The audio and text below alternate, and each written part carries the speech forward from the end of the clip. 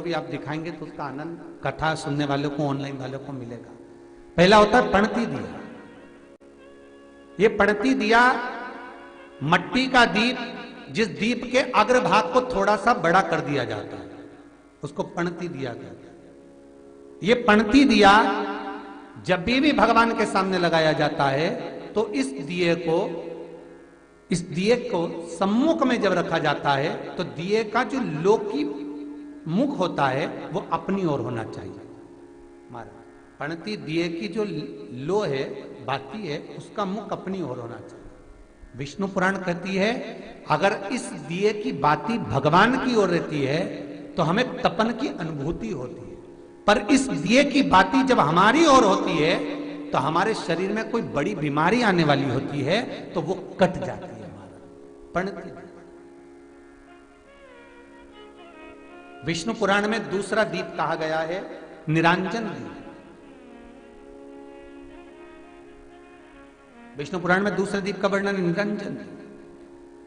जिस निरंजन दीप में महाराज आपने देखा होगा डमरू जैसी आकृति होती है। अगर चैनल पे कथा देख रहे होगे तो इनके पास में अगर होगा तो अवश्य दिखाएंगे।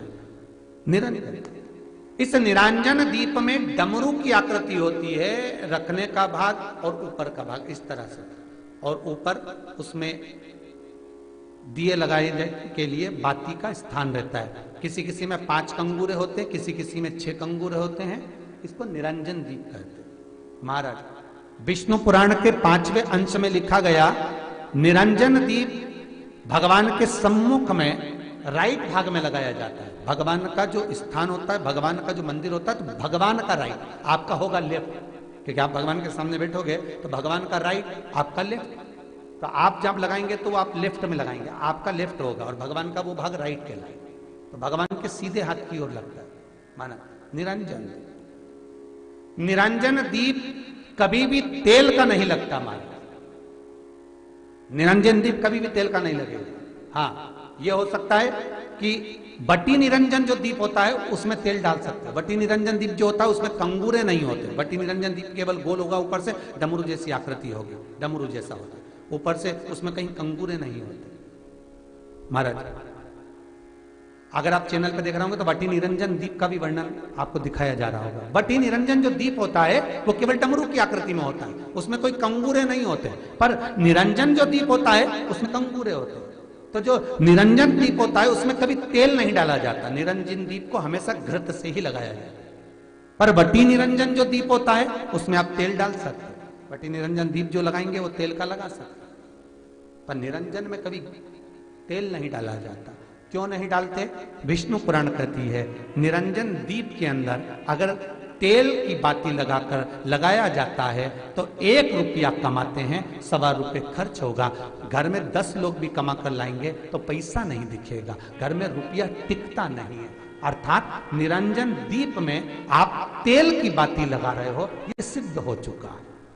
अब अगर आप यही बात किसी जगह पर पूछोगे, किसी आचार्य से पूछोगे हमारे यहाँ ऐसा हो रहा है, तो वो कहेगा तुम्हारी गृहदशा खराब हो रही है, तो उसने अंगूठी पहना दी। अंगूठी पहनाने के बाद भी घाटा खा गए। फिर पूछोगे महाराज हमने तो अंगूठी पहनी, नीलम पहना, पुगराज पहना, ये पहना, वो पहना, आराम नहीं लगा, तो कहा तुम्हारे यहाँ वास्तु का दोष है। वास्तु भी सही करवा लिया, उसके बाद भी सुख नहीं मिल रहा। अर्थात आपके दिए में जो आप बाती लगा रहे हो उसमें कुछ कमी है,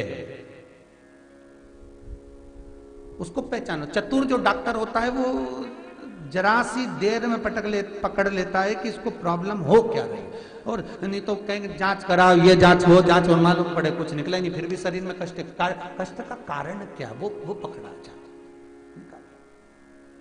मतलब आप 1 रुपया कमा रहे हो, 1.25 रुपया अगर खर्च हो रहा है तो निरंजन जो दीप है उसमें तेल की बाती लग रही है, ये पक्का है, ये पक्का है। मतलब घर में पैसा टिक नहीं है।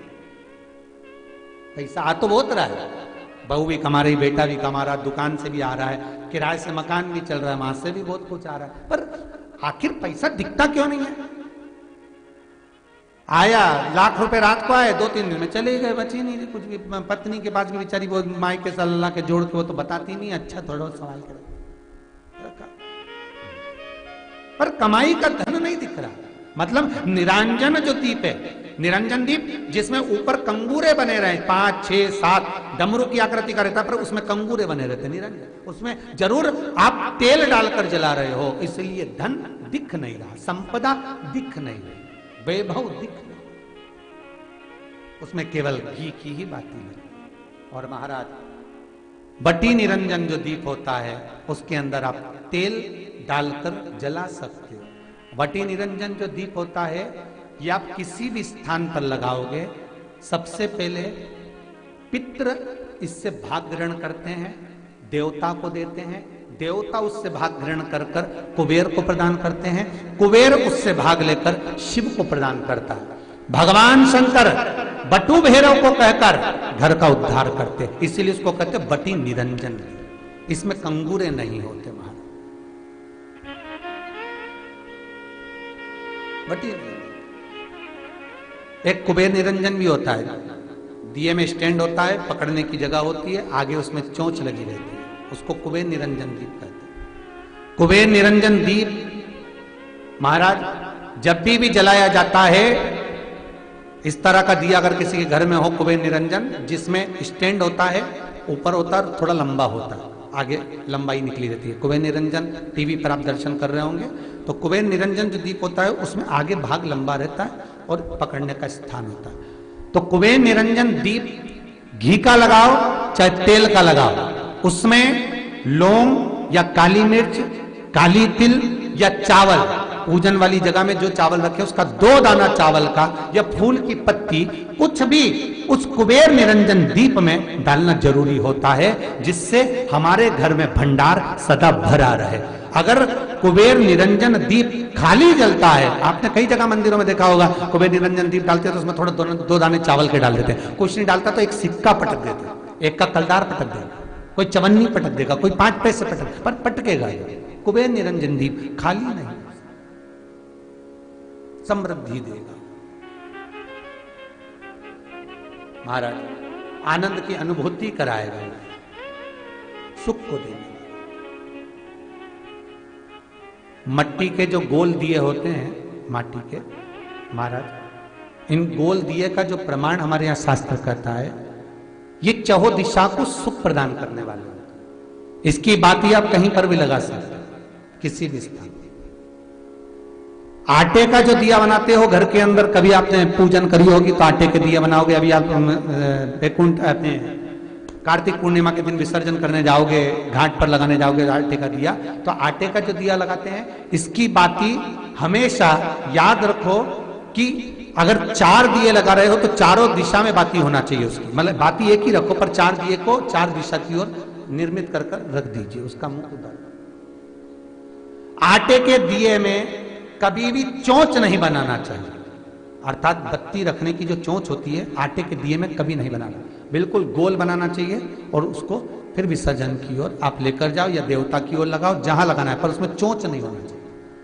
जिस आटे के दिए में चोंच बन जाती है उसको बलि का भाग ग्रहण करने वाले देव उसको प्राप्त कर लेते, तो उसका पुण्य हमारे खाते में नहीं आता। इसलिए आटे का दिया जब भी लगाएं संपूर्ण